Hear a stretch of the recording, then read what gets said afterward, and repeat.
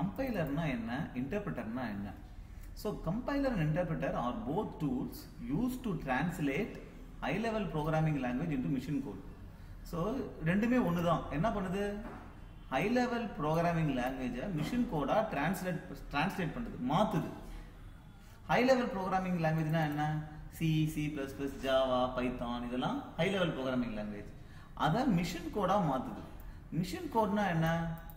machine code is a set of instructions which CPU can execute. நம்ம CPU வந்து instruction execute பண்ணுதுன்னு சொல்றோம். இப்போ add 5,2 னா 5 into add பண்ணுது. அப்ப addன்றது தான் இன்ஸ்ட்ரக்ஷன். கரெக்ட்டா? சோ இந்த add 5,2ன்றது தான் மிஷின் கோட். ஆனா நம்ம ஹை லெவல் புரோகிராமிங் லாங்குவேஜ்ல எழுதும்போது இந்த மாதிரி add 5,2 லாம் போட மாட்டோம். நம்ம என்ன பண்ணுவோம்? சும்மா 5+4 ன்னு போடுவோம். இது 5+4 ன்னு போடினா CPU ல எக்ஸிக்யூட் பண்ண முடியாது. அது தெரியாது. நம்ம ஈஸியா புரோகிராம் பண்ணனும்ன்றதுக்காக 5+2 4 ன்னு போடுறோம். அப்ப இந்த 5+4 add 5,4 மாத்தணும். இந்த வேலையை பண்றது தான் கம்பைலர் அண்ட் இன்டர்பிரட்டர். ரெண்டுமே இதே வேலையை தான் பண்ணுது.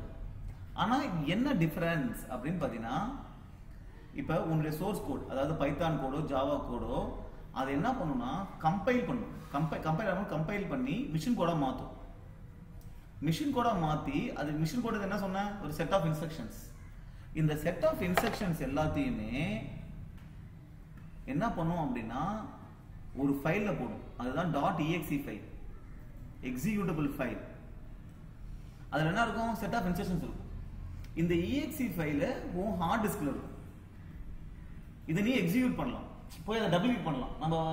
நம்ம டபுள் கிளிக் பண்றோம்ல, ஏதோ ப்ரோக்ராம் ரன் ஆகும்போது அது மாதிரி டபுள் கிளிக் பண்ணலாம். அப்படி டபுள் கிளிக் பண்ணும்போது exe ஃபைல் என்ன இருக்குது? செட் ஆஃப் இன்ஸ்ட்ரக்ஷன்ஸ் தான் இருக்குது. அப்ப என்ன ஆகும்னா இதுதான் உன் CPU, இதுதான் உன்னுடைய RAM. இது கம்பைல் பண்ணி இந்த .exe ஃபைல் எங்க இருக்குது? ஹார்ட் டிஸ்க்ல இருக்கு. இந்த .exe ஃபைல் நம்ம எக்ஸிக்யூட் பண்ணும்போது இது செட் ஆஃப் இன்ஸ்ட்ரக்ஷன்ஸ் தானே, இது எல்லாமே RAM-க்கு வந்துரும்.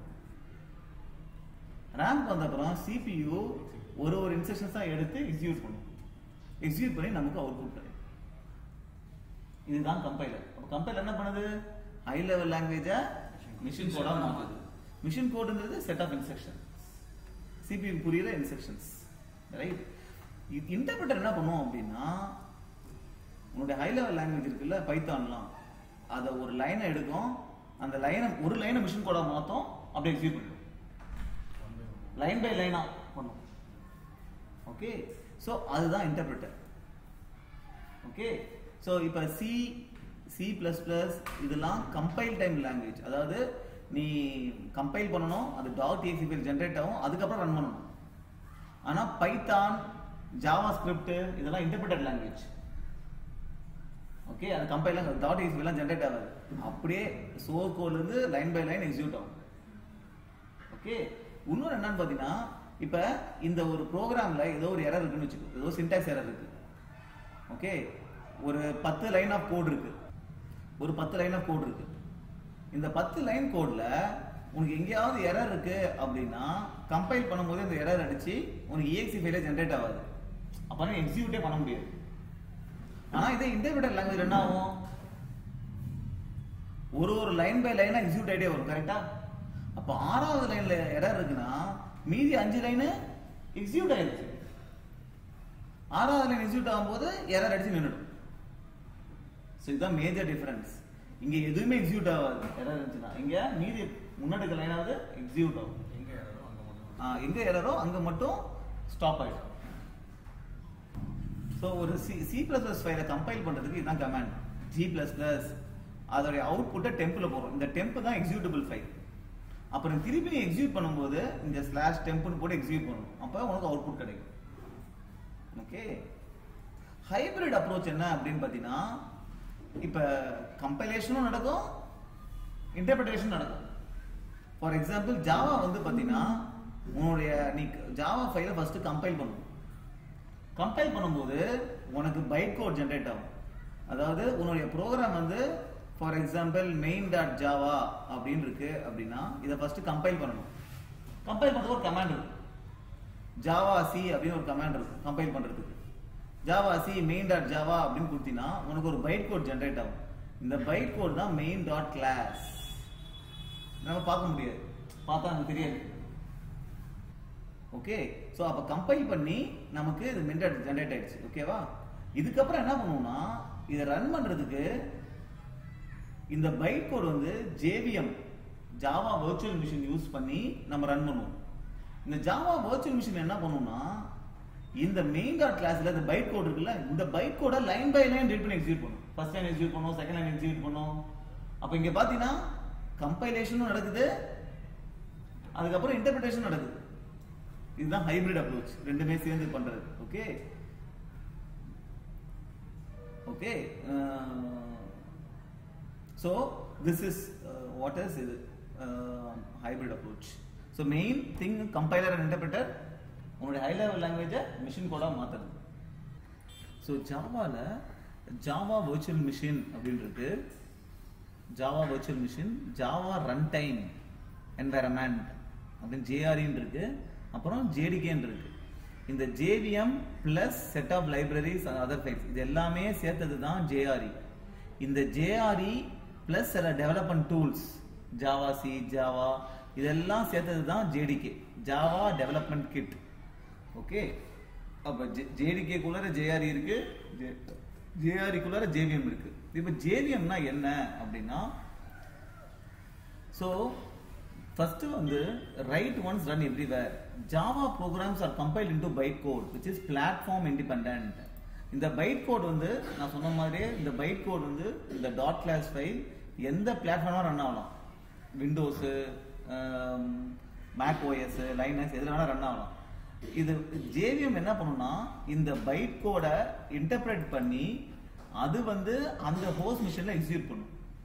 ஸோ JVM ஜாவா வர்ச்சுவல் மிஷினோட வேலை வந்து என்னன்னு அந்த பைட் கோட எக்ஸிக்யூட் பண்ற வேலை தான், இன்டர்பிரேட் பண்ற வேலை தான், லைன் பை லைன் எக்ஸிக்யூட் பண்ற வேலை தான். ரைட், இந்த JVMல என்ன இருக்கு அப்படின்னா கிளாஸ் லோடர். ஓகே, ஸோ அந்த டாட் கிளாஸ் ஃபைல்ஸ் இருக்கு அதெல்லாம் மெமரியில லோட் பண்ணும். ஓகே, when they needed. Okay, so class loader அந்த பைட் கோட வெரிஃபை பண்ற வேலை. ஓகே, இது எல்லாமே பார்ட் ஆஃப் JVM. ஸோ கிளாஸை லோட் பண்ணும், அந்த பைட் கோட வெரிஃபை பண்ணும், அப்புறம் இன்டர்பிரேட் பண்ணும்.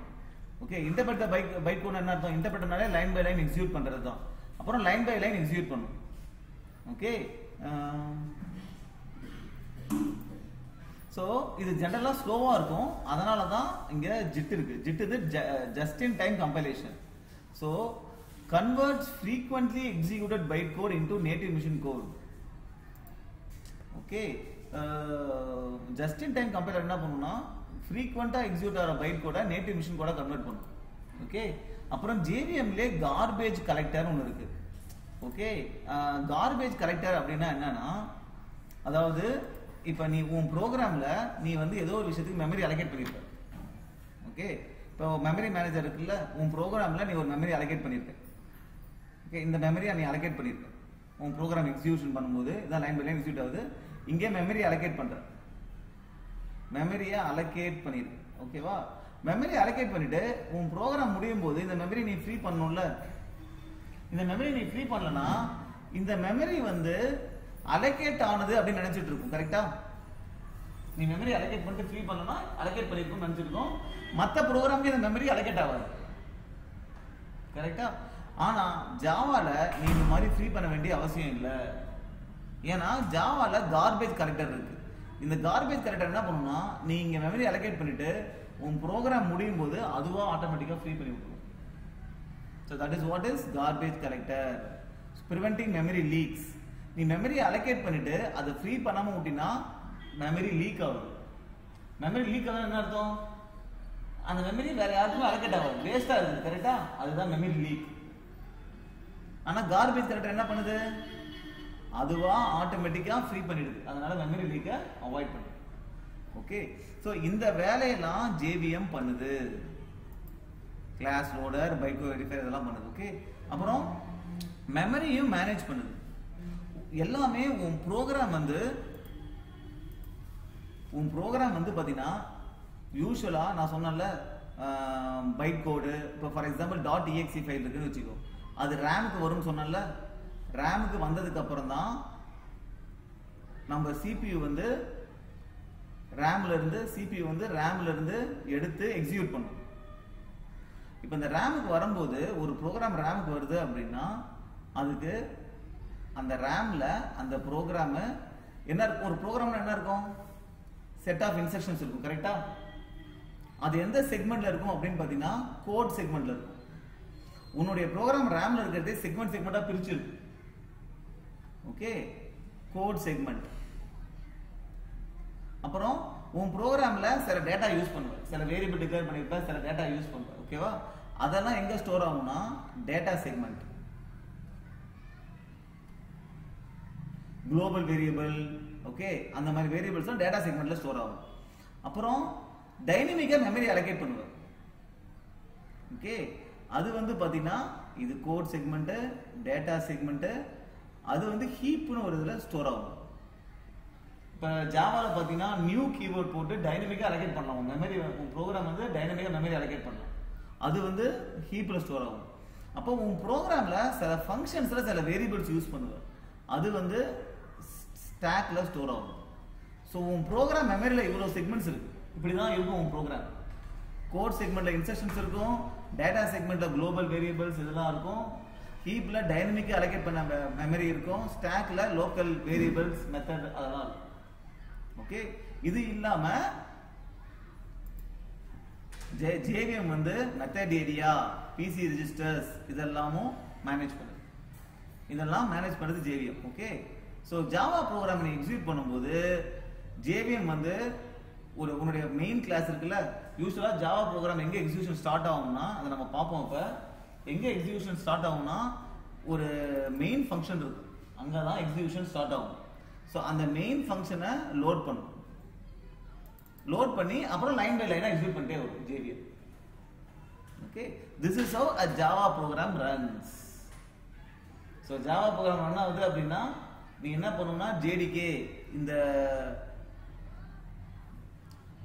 ஓகே, இதுதான் ஜாவா ரன் டைம் அப்படின்றது வந்து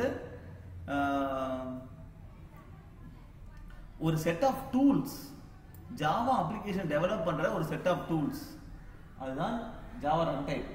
அதுல JVM இருக்கு. ஓகே, அப்ப JVM பிளஸ் ஒரு set of libraries, Java program run பண்றதுக்கு செட் ஆஃப் லைப்ரரிஸ், அதெல்லாம் சேர்த்து தான் Java run time environment. JDK அப்படின்றது ஜாவா டெவலப்மெண்ட் கிட். ஸோ இதுல என்ன இருக்கு? ஜாவா வர்ச்சுவல் மிஷின் இருக்கு. ஓகே, அப்புறம் ஜாவாவை இன்டர்பிரட் பண்ற ஜாவா கம்பைலர், ஆர்கைவர், டாக்குமெண்டேஷன், மற்ற எல்லாமே சேர்ந்தது தான் JDK. ஓகே ஓகே, இப்போ நீங்க ஜாவா டவுன்லோட் பண்றதுக்கு இந்த லிங்கை கிளிக் பண்ணி ஜாவா டவுன்லோட் பண்ணி உங்க லேப்டாப்ல இன்ஸ்டால் பண்ணிக்கலாம்.